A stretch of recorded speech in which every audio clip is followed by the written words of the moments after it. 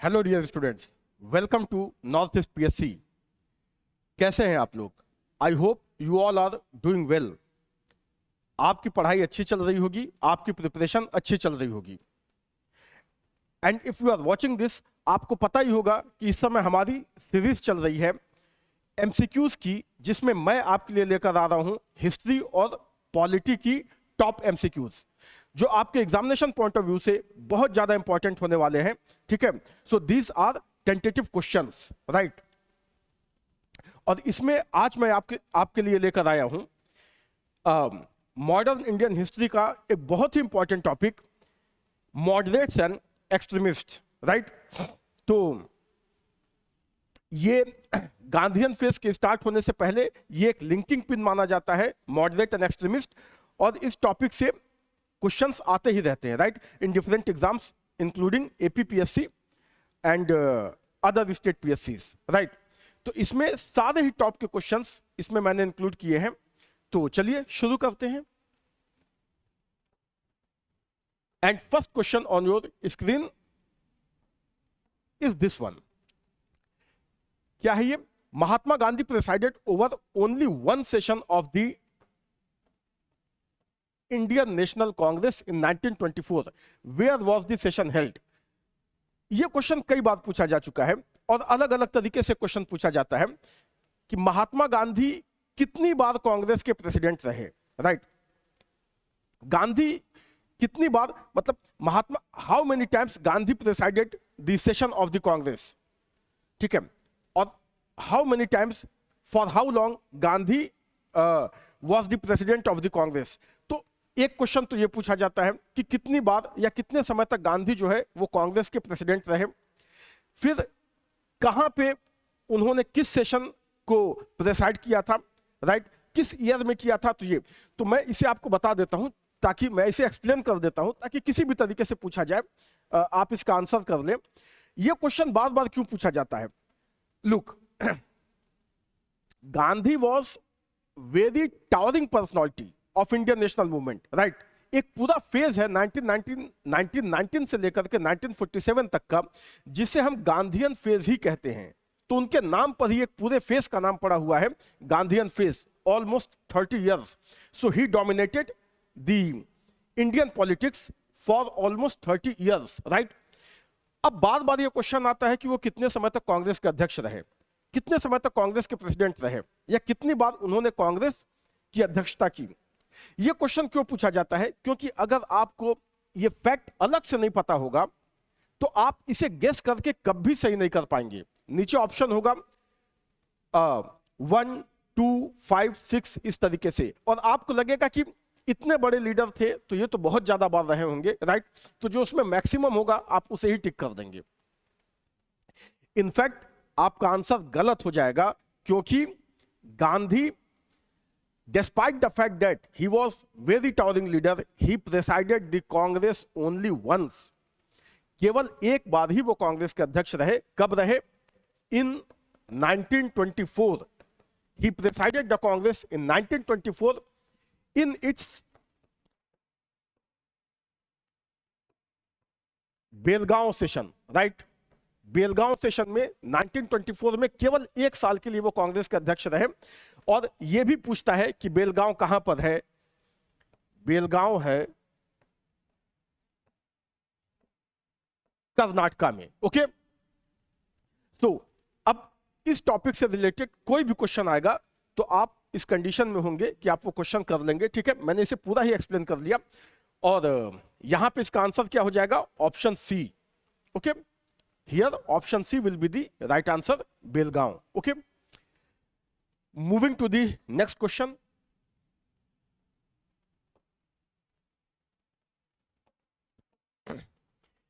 The Haripura session of Indian National Congress 1938 was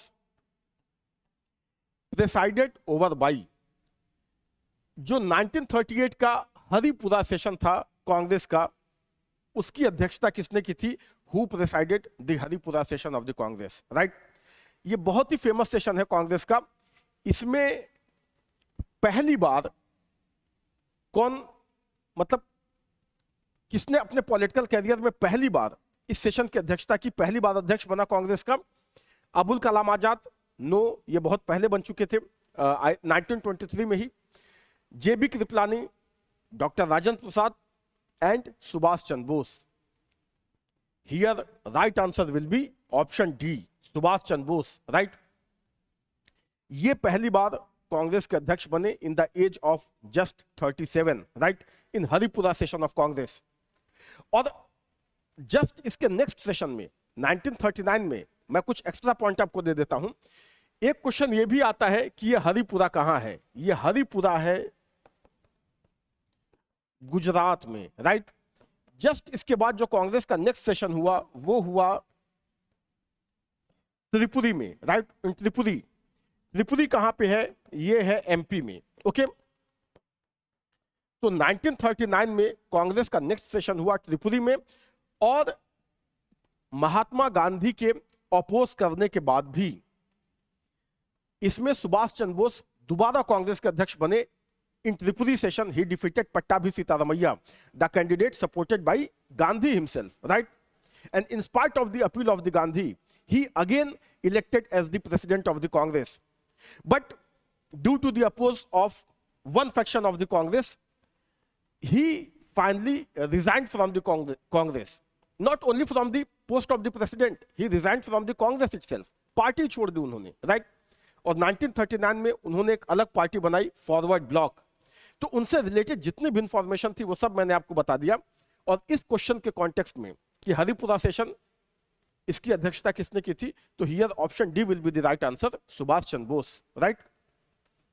now moving to the next question,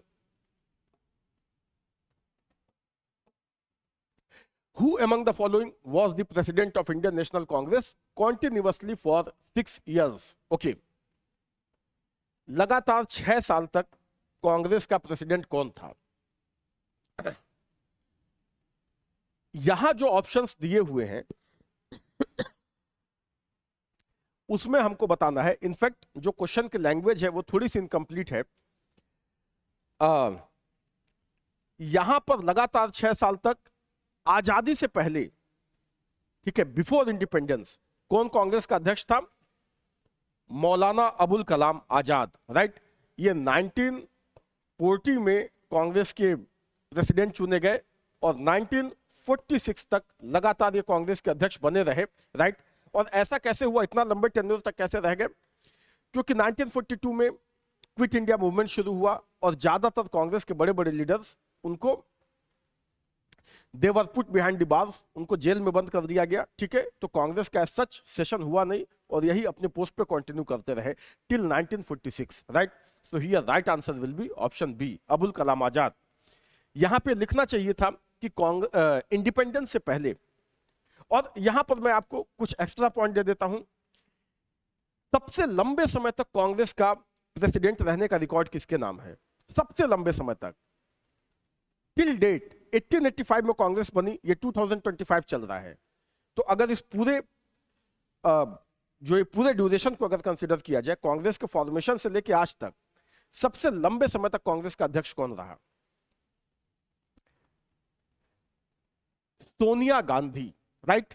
Sonia Gandhi, वो I think 18 और 19 years, वो लगातार 18 साल तक आई थिंक वो कांग्रेस के अध्यक्ष बनी रही, right.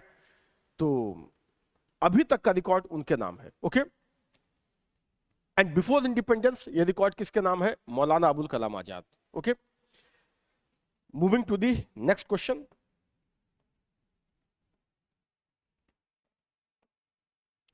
who among the following was the youngest person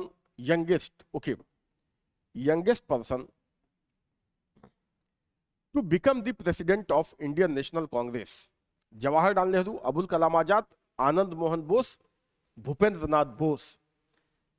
आपको याद रखना है सबसे कम एज में अभी तक टिल डेट आज तक कांग्रेस का अध्यक्ष बनने का रिकॉर्ड किसके नाम है? Maulana Azad, right. In 1923, he became the president of the Congress in the age of just 36. 36 साल की एज में ये पहली बार कांग्रेस के अध्यक्ष बने थे, राइट। तो ये रिकॉर्ड अबुल कलाम आजाद के नाम है, okay. And just a minute.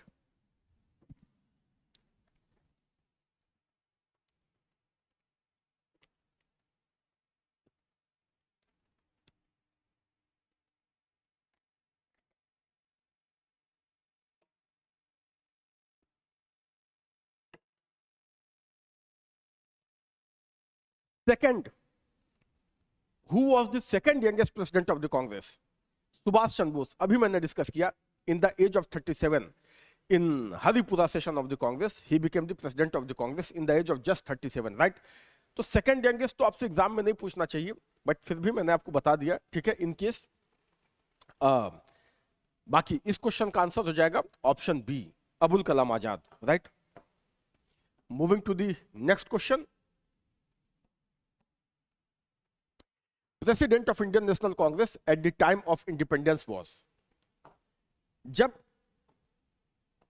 Bharat को आजादी मिली, ठीक है, at the time of independence, who was presiding the Indian National Congress? Congress का अध्यक्ष कौन था, प्रेसिडेंट कौन था, राइट? जब भारत को आजादी मिली, महात्मा गांधी। अभी हमने डिस्कस किया, महात्मा गांधी केवल एक बार ही प्रेसिडेंट रहे, in its Belgaum session in 1924। So of course this is wrong. Jawaharlal Nehru, no. J B Kripalani and doctor Rajendra Prasad, here right answer will be option C, JB Kripalani, right? तो ये आपको याद रखना है, it is a very important fact कि जब भारत को आजादी मिली उस समय कांग्रेस का अध्यक्ष कौन था? Who was presiding the Congress when India got independence, right? तो here right answer is option C, जेबी कृपलानी। इसको अलग तरीके से भी पूछा जा सकता है कि जब इंडिया का पार्टीशन हुआ उस समय कांग्रेस का प्रेसिडेंट कौन था? आंसर विल बी सेम, दोनों एक साथ ही हुआ, आजादी मिली, पार्टीशन हुआ, right? So JB Kripalani, right? ये आपको याद रखना है। Here right answer will be option C, okay? Moving to the next question.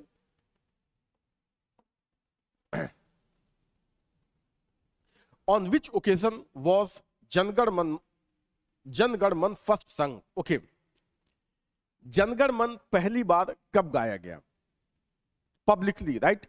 Basically यहां पे बोलना चाहिए था कि कांग्रेस के प्लेटफॉर्म पे, राइट? बट स्टिल ये क्वेश्चन इसी कॉन्टेक्स्ट में पूछा जाता है कि कांग्रेस के सेशन में सबसे पहले जनगण मन कब गाया गया?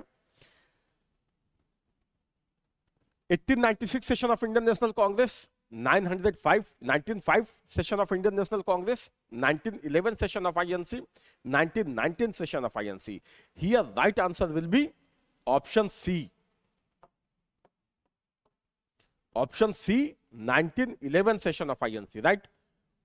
1911 के 1911 के कांग्रेस सेशन में पहली बार पब्लिकली कांग्रेस के प्लेटफॉर्म से जनगण मन गाया गया, right? sung by Rabindranath Tagore and also written by Rabindranath Tagore, as you all know. ये तो आपको पता ही होगा, ठीक है, कि किसने लिखा है। सो 1911 के सेशन में सबसे पहले जनगण मन जो है वो कांग्रेस के प्लेटफॉर्म पे गाया गया by Rabindranath Tagore, right? So here option C will be right answer, okay?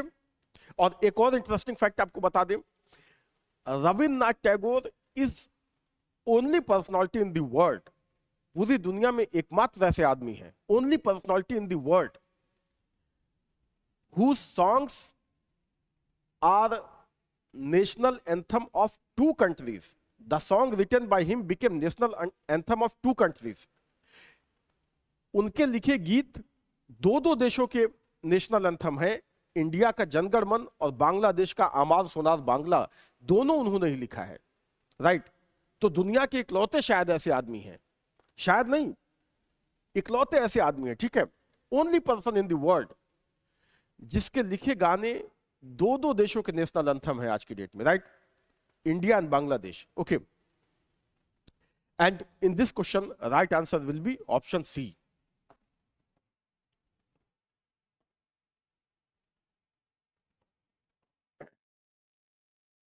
Read the following statements regarding the liberal phase of Indian national movement, okay, 1885 to 1905। दो स्टेटमेंट यहां पे दिया हुआ है और हमें क्या बताना है?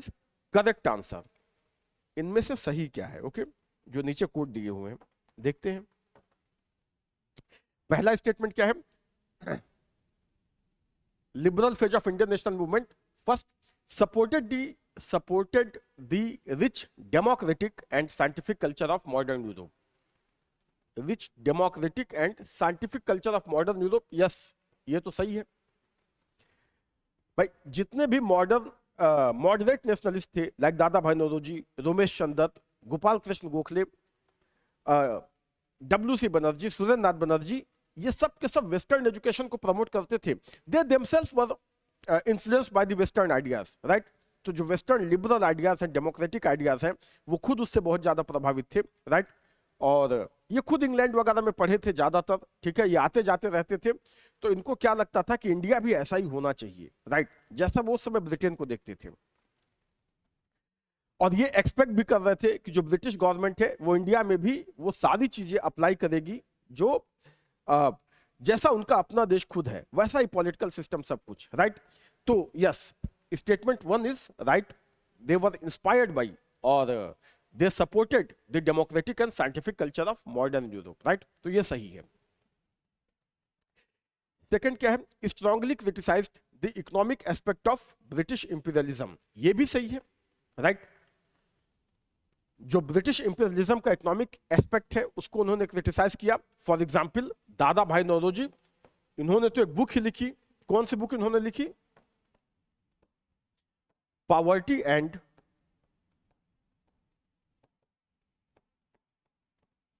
अनब्रिटिश रूल इन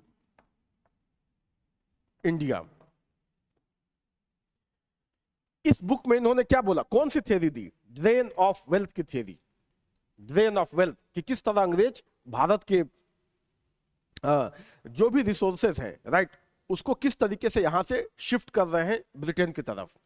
तो पूरे डाटा के माध्यम से बिल्कुल अच्छे से उन्होंने एक्सप्लेन करके इस चीज को समझाया, right. So yes, they were critic of economic aspect of British imperialism.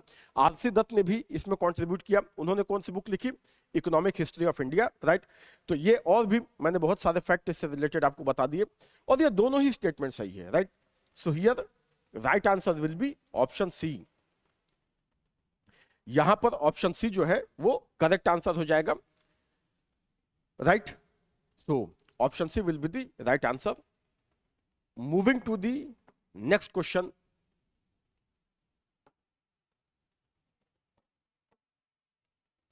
Which one of the following movements has contributed to a split in the split? Which of the following movement has contributed to a split in the Indian National Congress, resulting in the emergence of moderate and extremists? Okay. ये question में पूछ रहा है, यहां पे 4 movements दिए हुए हैं, 4 आंदोलन दिए हुए हैं, ठीक है।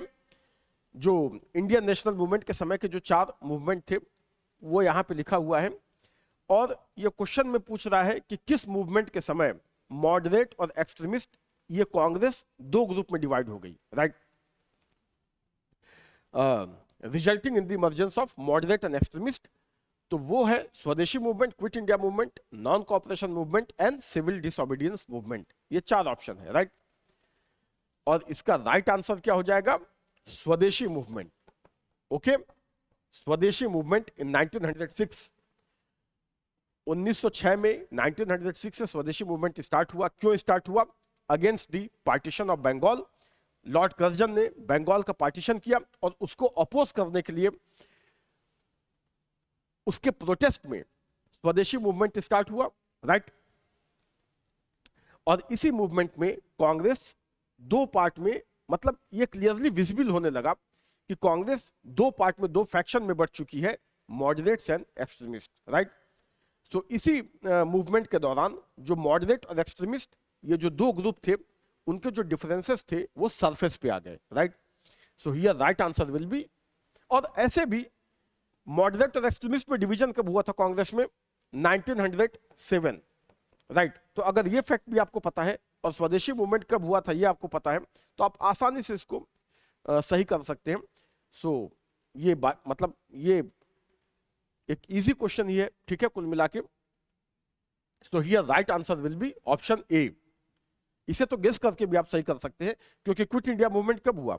1942, नॉन कॉपरेशन मूवमेंट 1922, ओके 1920 से लेकर 22 तक, सिविल डिसोबीडियंस मूवमेंट 1931, 1930 राइट 1930। तो और कांग्रेस का स्प्लिट कब हुआ? इन 1907। सो ऑब्वियसली आंसर क्या हो जाएगा? Swadeshi movement. Okay, moving to the next question.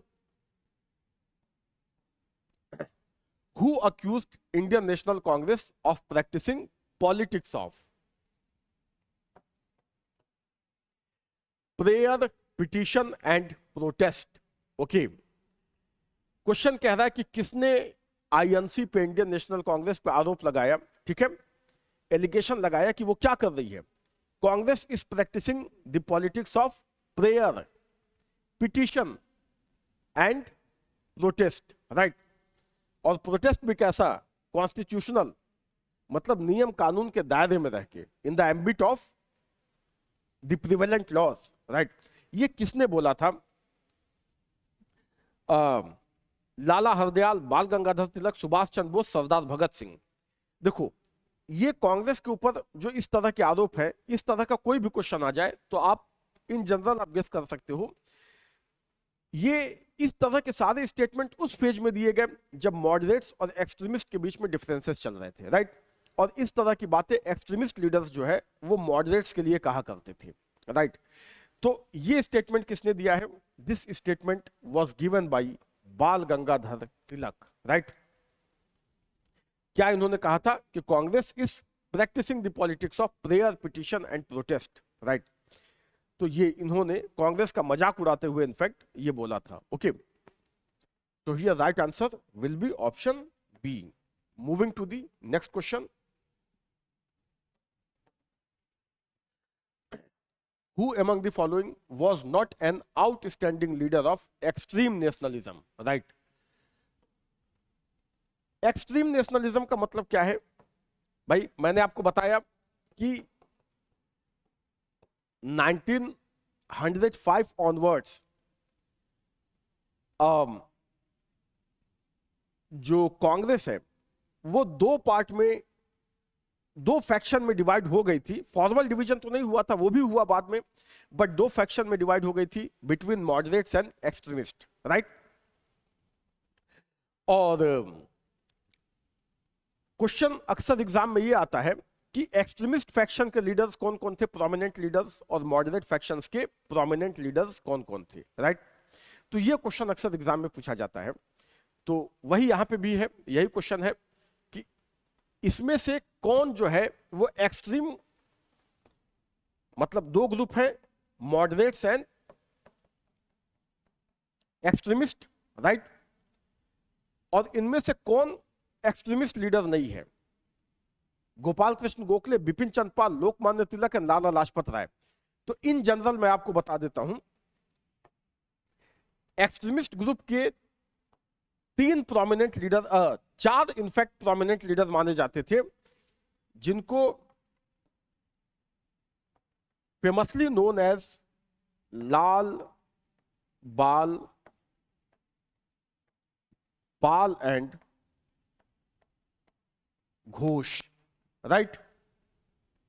लाल, बाल, पाल एंड घोष, ये चार प्रोमिनेंट एक्सट्रीमिस्ट लीडर माने जाते थे, जिसमें लाल, लाला लाजपत राय, बाल, बाल गंगाधर तिलक एंड पाल, बिपिन चंद्र पाल। तो इनको ट्रियो बोला जाता था, इस तरीके से एक साथ इनका नाम लिया जाता है, ठीक है। And Ghosh means Aurobindo Ghosh, right. तो ये चार नाम आपको याद रखना है। इसके बाद जब भी मतलब ये क्वेश्चन आता है तो इसी कॉन्टेक्स्ट में आता है, और जो बाकी बचेंगे वो एक्सट्रीमिस्ट नहीं होंगे, राइट। तो बस इनका नाम आप याद रखिए, तो आप गेस, मतलब बाइट, वैसे तो मैं ये कहूंगा कि इतना पढ़ो कि गेस करना ही ना पड़े, राइट, तुक्का मारने की जरूरत ही ना पड़े। बट स्टिल अगर ऐसी जरूरत पड़ भी जाए तो फिर गेस भी तभी सही होता है जब आप उसको लॉजिक के साथ करें, ठीक है। तो वही लॉजिक मैं आपको दे रहा हूं यहां पे, ओके। और यहां पे क्या है? बिपिन चंद्र पाल, लोकमान्य तिलक, ठीक है, बाल गंगाधर तिलक एंड लाला लाजपत राय। तो ये तीनों तो क्या थे? एक्सट्रीमिस्ट थे। मैंने यहां पे लिख दिया। कौन बचा? Gopal Krishna Gokhale, he was moderate leader, right. Gopal Krishna Gokhale was moderate, right. तो ये है। Moving to the next question. The Congress policy of prayer and petition ultimately came to end under the guidance of, right? Question पूछ रहा है कि जो कांग्रेस की पॉलिसी थी प्रेयर और पिटीशन की, प्रार्थना करने की, ठीक है, और बार बार अंग्रेजों से अपील करने की कि आप सुधार लाइए सुधार लाइए। पिटीशन मीन्स एक तरीके से यहाँ पे रिक्वेस्ट के सेंस में है, उनसे बार बार रिक्वेस्ट करना, राइट। ये किसके अंडर में खत्म हो गया, राइट? मतलब कौन सा ऐसा लीडर था जिससे कि कांग्रेस एक्सट्रीमिस्ट हो गई, एग्रेसिव हो गई, और ये वाली पॉलिसी कांग्रेस की खत्म हो गई, राइट? तो वैसे तो बहुत से लीडर थे बेसिकली एक्सट्रीमिस्ट लीडर्स, बट सबसे प्रोमिनेंट उसमें से कौन था? अरविंदो घोष, बाल गंगाधर तिलक, लाला लाजपत राय, Mahatma Gandhi. In fact most prominent किसने कांग्रेस का मजाक उड़ाया था कि वो क्या करती है, प्रेयर एंड पिटीशन, जिसने ये बोला था उसी ने खत्म किया, राइट? बाल गंगाधर तिलक। तो he electrified the then national movement, right? तो यहां पे राइट आंसर क्या हो जाएगा? ऑप्शन बी, बाल गंगाधर तिलक। ओके, एक्सट्रीमिस्ट लीडर्स में जितने भी नाम मैंने लिखे, लाल, बाल, पाल एंड घोष, उसमें सबसे ज्यादा प्रोमिनेंट तिलक को ही माना जाता है, सबसे पॉपुलर इनको ही माना जाता है, right? Moving to the next question.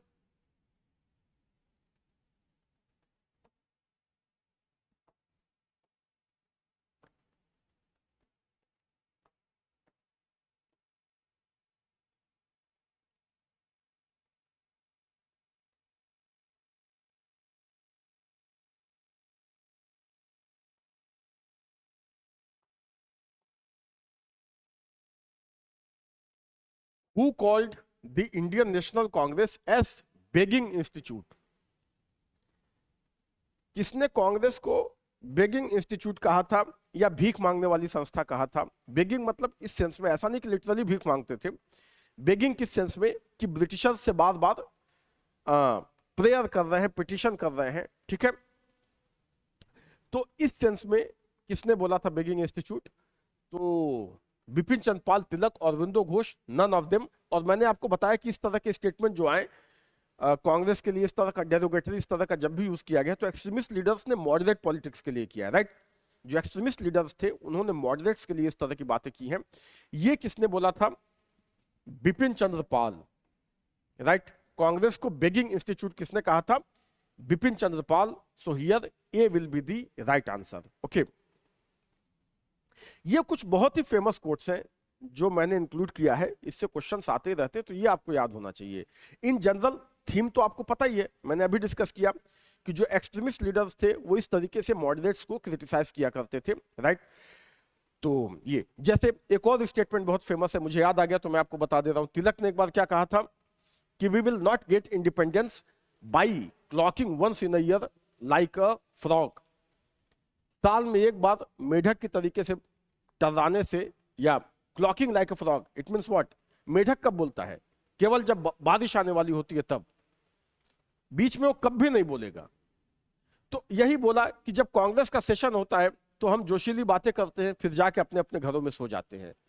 तो ये कोट भी बहुत फेमस है, इन केस कभी एग्जाम में आ जाए। ओके, तो ये तिलक ने बोला था, और यहां पे आंसर क्या हो जाएगा? Option A, B C Pal. Moving to the next question.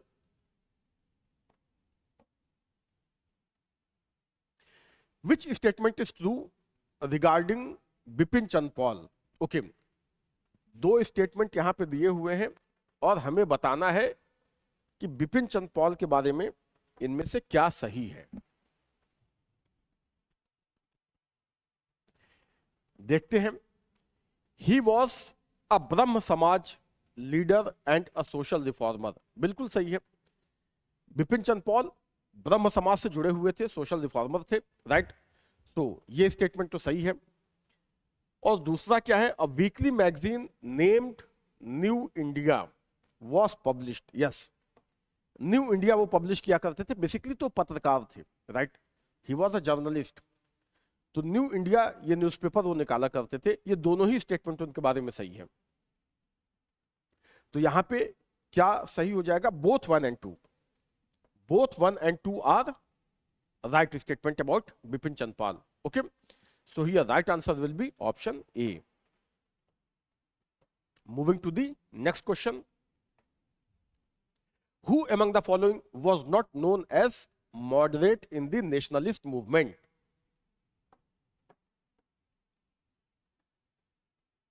Again मैंने आपको बोला कि ये क्वेश्चन बार बार पूछा जाता है कि इनमें से कौन सा मॉडरेट था, कौन सा एक्सट्रीमिस्ट लीडर था, राइट? तो और एक फॉर्मूला आपको याद रखना है, लाल बाल पाल एंड घोष ये एक्सट्रीमिस्ट थे। तो आपको अगर बाय चांस गेस करना हो, वैसे तो ये हमेशा सही हो ये जरूरी नहीं है, ठीक है? आप थोड़ा सा और ब्रॉड इसको समझ जाइए। यहां पे देखते हैं क्या हमें बताना है, नॉट इनमें से कौन सा, who among the following was not known as, इनमें से कौन सा मॉडरेट नहीं था। तो अगेन जो फॉर्मूला मैंने बताया उससे यहां भी आपका आंसर निकल आएगा। बाल गंगाधर तिलक, दादा भाई नौरोजी, एमजी रानाडे, गोपाल कृष्ण गोखले, और मैंने क्या बताया था, लाल बाल पाल एंड घोष। तो उस फॉर्मूले से तो ये भी सॉल्व हो जा रहा है। So here right answer will be option ए। हमें पता है बाल गंगाधर तिलक क्या थे, he was an extremist leader, right? तो यहां पे ऑप्शन ए जो है वो राइट आंसर हो जाएगा। बस वो जो मैंने बताया आप याद रखो, तो मैक्सिमम क्वेश्चन आपके इससे सही हो जाएंगे, राइट? मैक्सिमम क्वेश्चन आपके इससे सही हो जाएंगे। Moving to the next question. The Indian national movement came to be dominated by the extremist after, okay. कब इंडियन नेशनल मूवमेंट पे एक्सट्रीमिस्ट का जो है वो डोमिनेंस हो गया, ठीक है? उनका इंपैक्ट ज्यादा हो गया, ठीक है? मॉडरेट्स बैकफुट पे चले गए। ये कब हुआ? ये बेसिकली हुआ ड्यूरिंग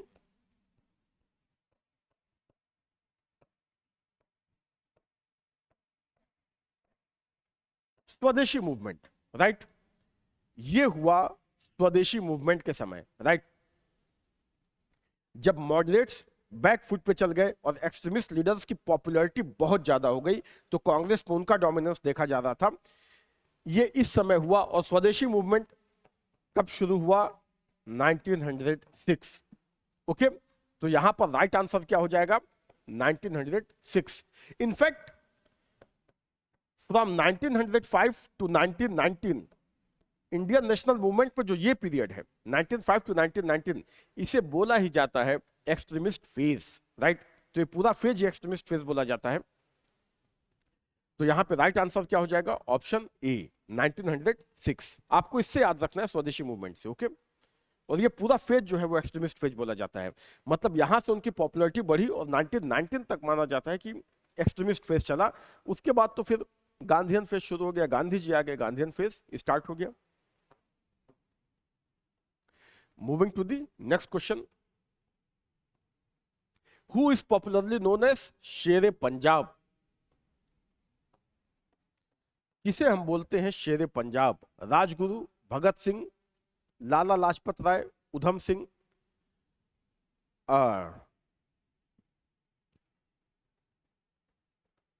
इनमें से सही आंसर क्या हो जाएगा?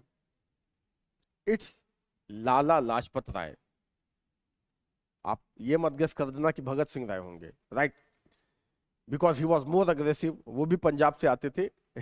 तो ऐसा नहीं है। ये किसे बोला जाता है शेरे पंजाब? ये बोला जाता है लाला लाजपत राय को, ओके। सो ये आपको याद रखना है। जैसे सबको कुछ टाइटल मिली, जैसे बाल गंगाधर तिलक को हम क्या बोलते हैं? लोकमान्य, राइट? सीआर दास को देश बंधु। तो in the same manner Lala Lajpat Rai Shere Punjab, okay.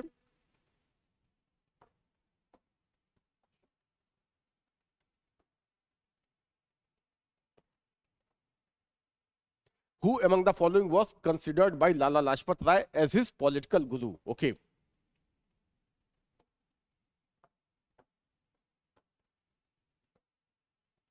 Very interesting question और बहुत कम लोगों को पता होता है इसका आंसर।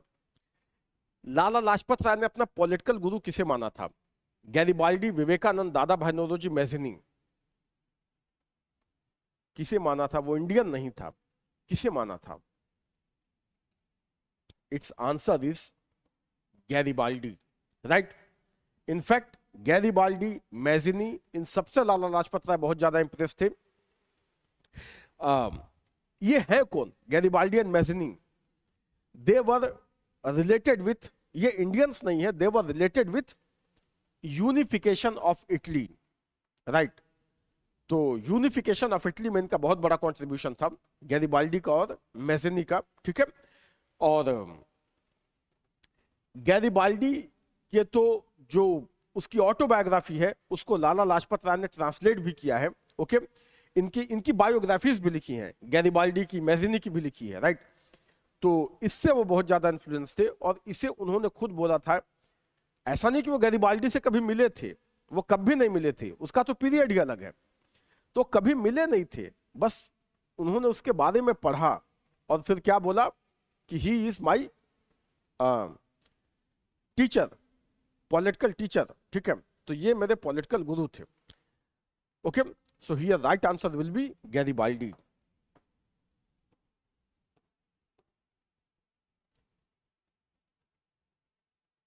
ओके, देखो जो मैंने अभी एक्सप्लेन किया वही नेक्स्ट क्वेश्चन है। क्या है next question? He wrote biographies of Mazzini, Garibaldi, Shivaji and Shri Krishna, stayed in America for some time and was also elected to the Central Assembly. He was, कौन सा ऐसा लीडर है, यहां पे 4 नाम दिए हुए हैं जिसके ऊपर ये सारी बातें एप्लीकेबल हैं? क्या उन्होंने मैजिनी, गैरिबाल्डी, शिवाजी और श्री कृष्णा की बायोग्राफीज लिखी, राइट। इनके बारे में लिखा, कुछ समय तक अमेरिका में रहे और सेंट्रल लेजिस्लेटिव असेंबली के मेंबर चुने गए। ये किसके सबके ऊपर, मतलब ये सारी बातें किसके ऊपर एप्लीकेबल हैं? इट वॉज, यहां पे 4 ऑप्शन दिए हुए हैं, अरविंदो घोष, बिपिन चंद्र पाल, लाला लाजपत राय एंड मोतीलाल नेहरू। और यहां पे राइट आंसर हो जाएगा, मैंने अभी डिस्कस किया इससे पहले वाले क्वेश्चन में, लाला लाजपत राय। वो बहुत ज्यादा इंप्रेस थे किससे? मैजिनी से, गैरिबाल्डी से।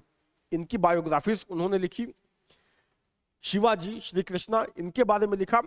और अमेरिका में वो रहे थे, यस। 1907 में जब कांग्रेस का स्प्लिट हो गया बिटवीन मॉडरेट्स एंड एक्सट्रीमिस्ट, जब कांग्रेस 2 पार्ट में डिवाइड हो गई, तो उसके बाद वो अमेरिका चले गए और काफी समय तक वो अमेरिका में रहे, राइट। और सेंट्रल लेजिस्लेटिव असेंबली के मेंबर्स भी चुने गए। तो ये सारी बातें उनके ऊपर एप्लीकेबल हैं। So here right answer will be option C, okay. Moving to the next question, who among the following is known as the father of Indian unrest? Okay, किसे बोला जाता है फादर ऑफ इंडियन अनरेस्ट? किसे बोलते हैं? एओ Hume, दादा भाई नौरोजी, लोकमान्य तिलक, महात्मा गांधी। देखो ये ऐसे क्वेश्चन है जो आपको पता होना चाहिए, अगर नहीं पता है तो आप गेस करके सही नहीं कर सकते, राइट। या तो आता है या नहीं आता है, क्योंकि ऐसे क्वेश्चंस हमेशा जब आप गेस करेंगे कि हाँ नेशनल मूवमेंट मैंने पढ़ा है, कौन रहा होगा, तो फिर वो मोस्टली गलत ही होता है, राइट। तो ये आपको अलग से पता होना चाहिए। ये किससे जुड़ा हुआ है? इनफैक्ट एक लंदन टाइम्स का एक जर्नलिस्ट था, named as Valentine Chirol, right. इसने एक बुक लिखी थी, he wrote a book named as Indian Unrest, right? इसकी बुक का टाइटल यही था, इंडियन अनरेस्ट। जिसमें इसने क्या लिखा? इस बुक में इसने लिखा कि तिलक, he wrote that Tilak is the father of Indian unrest, right? Unrest means what? Dissension, अशांति, राइट। तो इसने क्या बोला कि इंडिया वैसे तो शांत था, but this one man Tilak, he is responsible for the unrest of India, right. तो उसमें इसने बोला कि he is father of Indian unrest, जो भी डिस्टर्बेंस इंडिया में है, he is responsible for it, right. और इसके अगेंस्ट जो इसने बोला था, जो इसने अपने बुक में लिखा था, for the Tilak that he is father of Indian unrest, right. इसके अगेंस्ट तिलक ने वैलेंटाइन शिरोल पे डिफेमेशन का केस भी किया था। उस केस को लड़ने के लिए वो लंदन भी गए थे, लेकिन हार गए, ठीक है, फाइनली, क्योंकि वो अपने अगेंस्ट तो अंग्रेज तो डिसीजन देते नहीं, ठीक है, ट्रायल तो फेयर होते नहीं थे उस समय, तो वो हार गए, ठीक है। लेकिन ये सारी इंफॉर्मेशन मैंने आपको बता दी। अगर कभी पूछा जाए, ये भी एग्जाम में पूछा जा चुका है कि किसने ऐसा बोला था, तो आपको ये नाम भी याद रखना है, Valentine Chirol. Okay, moving to the next question. Who called the Congress conference as the annual national festival of educated Indian? Again Congress का मजाक उड़ाने वाला की स्टेटमेंट, एक ऐसा कोट, ठीक है। तो मैंने आपको बताया कि इस तरह का स्टेटमेंट जब भी आपको मिले, आप समझ जाना कोई एक्सट्रीमिस्ट लीडर है जो मॉडरेट्स का मजाक उड़ा रहा है, ठीक है। He is mocking at moderates, right. तो यहां पे कौन है? लाला लाजपत राय, बाल गंगाधर तिलक, गोपाल कृष्ण गोखले, विपिन चंद्रपाल, गोपाल कृष्ण गोखले तो बोल नहीं सकते, खुद ही मॉडरेट थे, राइट। मतलब क्या है ये? Annual national festival of educated Indian, हर साल एक त्योहार की तरह है एजुकेटेड पढ़े लिखे इंडियंस का, जो कांग्रेस के सेशन होते हैं। ये किसने बोला था? ये बोला था लाला लाजपत राय ने। Okay, it was said by Lala Lajpat Rai, ठीक है। So here right answer will be option A. Moving to the next question. Who called Bal Gangadhar Tilak the father of Indian unrest? अच्छा देखो, जो मैंने इतना डिटेल में लास्ट क्वेश्चन में डिस्कस किया वही नेक्स्ट क्वेश्चन है। मैंने बोला नहीं कि ये भी क्वेश्चन पूछा जाता है, और देखो यहां पे है भी कि किसने बाल गंगाधर तिलक को फादर ऑफ इंडियन अनरेस्ट बोला था। किसे बोला जाता है ये तो हमने डिस्कस किया, तिलक को। यहां पे ये बता दिया क्वेश्चन में ही कि तिलक को किसने बोला था, राइट। तो मैंने आपको डिस्कस कर ही दिया। Here right answer will B Valentine Shirol, right. कौन था ये, क्या, ये सब कुछ मैंने आपको बता दिया। तो यहां पे already we have discussed it, Valentine Chirol. Okay, next question on your screen is which extremist leader of the freedom movement was given 6 years jail punishment in 1908? okay, कौन सा एक्सट्रीमिस्ट लीडर था जिसे 6 साल की जेल हुई? कब? 1908 में। Bipin Chandrapal, Bal Gangadhar Tilak, Lala Lajpat Rai, Aurobindo Ghosh. Here right answer will be Bal Gangadhar Tilak, option B, right. जब 1907 में मॉडरेट एंड एक्सट्रीमिस्ट, जब इनका डिवीजन हो गया, ठीक है, इन सूरत, मतलब जब इनके बीच में स्प्लिट हुआ, तो उसके बाद तिलक को इनके ऊपर मुकदमा चलाया गया, ठीक है, फॉर हिज रोल इन स्वदेशी मूवमेंट, राइट। और उसमें इनको 6 साल की जेल हुई। और यह भी कभी कभी पूछता है कि उन्हें कहां पे रखा गया था, तो ही वॉज सेंट टू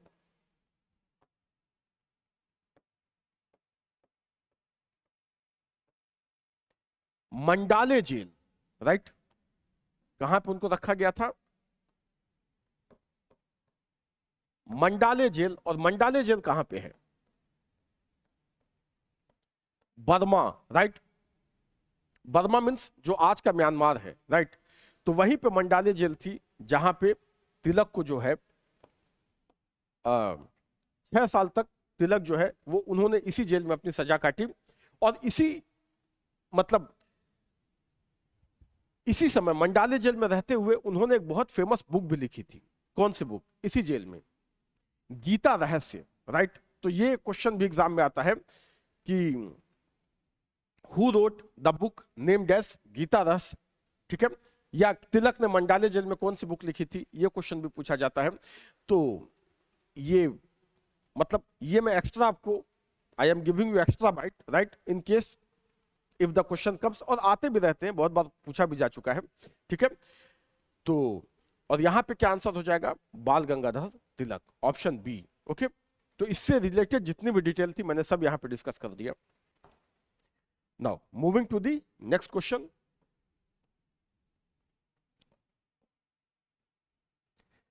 बाल Gangadhar Tilak was a communalist. ये तो पढ़ते ही आप इसे गलत कर सकते हो, एशर्सन रीजन का क्वेश्चन है। ये क्या कह रहा है कि Tilak was a communalist, utterly wrong, बिल्कुल गलत है। He use the religion as the political weapon, yes ये सही है। रिलीजन को उन्होंने पॉलिटिकल वेपन के रूप में यूज किया, यस दिस इज राइट। अब आप कहेंगे कि सर जब रिलीजन को उन्होंने पॉलिटिकल वेपन के तरीके से यूज किया तो वो कम्युनलिस्ट कैसे नहीं थे, राइट? तब तो उन्हें कम्युनलिस्ट मानना चाहिए। नो, इनफैक्ट रिलीजन उन्होंने यूज किया लोगों को अवेयर करने के लिए, right, to involve them into Indian national movement. उनका पर्पस कम्युनल नहीं था, राइट? उसका रिजल्ट चाहे डायरेक्ट और इनडायरेक्ट इस तरीके का रिजल्ट आया हो, राइट, बट उनका पर्पस ऐसा नहीं था। वो कभी भी कम्युनल लीडर नहीं माने जाते। बट यस, उन्होंने महाराष्ट्र में गणेश फेस्टिवल स्टार्ट किया, शिवाजी फेस्टिवल स्टार्ट किया, राइट? इनका फर्वर रिलीजियस था, राइट? बट वो यहां पे रिलीजन को ऐसा नहीं कि पावर ग्रैब करने के लिए टूल के रूप में यूज कर रहे थे। नो, वो रिलीजन को यूज कर रहे थे to aware the people, to involve them into national movement, right? तो वो कम्युनलिस्ट तो नहीं थे, बट यस रिलीजन को उन्होंने टूल के तरीके से यूज तो किया, राइट? तो ये है। तो यहां पे राइट आंसर क्या हो जाएगा? A and R both are correct and R is the correct explanation of A. नहीं तो यहां तो ए गलत है ना, तो यहां पे क्या हो जाएगा? डी ऑप्शन सही हो जाएगा। A is wrong but R is correct. Okay, so here D will be the right answer. Okay, moving to the next question. और ऑलरेडी मैंने इसे एक्सप्लेन कर दिया। Ganapati festival in Maharashtra was started by Tilak, Ranade, Bipin Chandra Pal, Aurobindo Ghosh. अभी इसे मैंने एक्सप्लेन किया बहुत डिटेल में। It's Bal Gangadhar Tilak, right? So option A will be the right answer. Okay,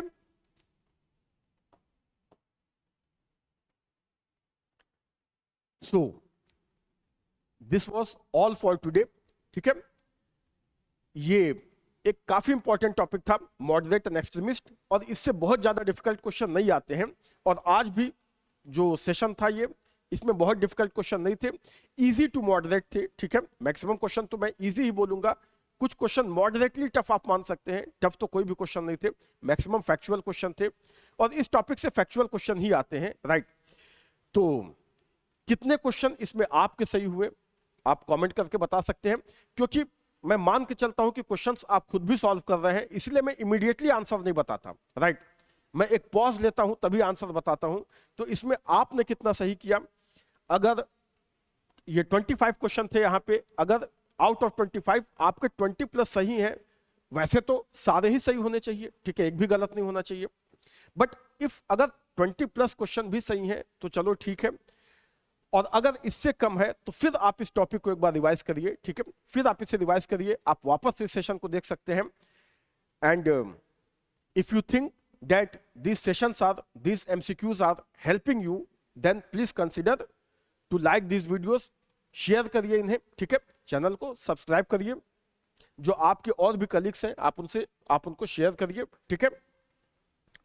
तो मिलते हैं नेक्स्ट सेशन में, फिर इसी तरह का एक नॉलेजेबल वीडियो, एक इंपॉर्टेंट MCQs आपके लिए लेकर आएंगे। Okay, till then keep reading, keep growing. Okay, bye bye, take care.